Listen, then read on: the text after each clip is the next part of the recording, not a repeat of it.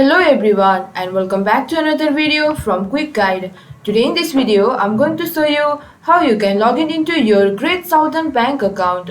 So follow some simple steps which I'm going to show you. First of all, open your web browser and in the search bar type in Great Southern Bank login. And as the search result, you can see in the first option the link to Great Southern Bank.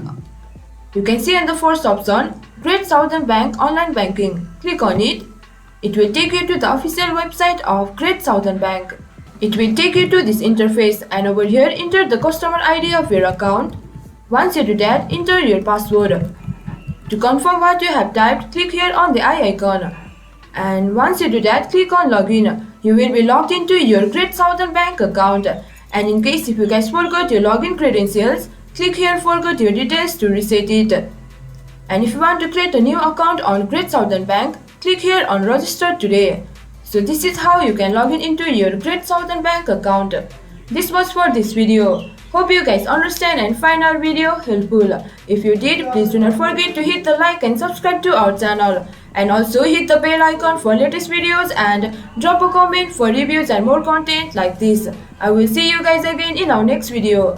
Thank you guys for watching.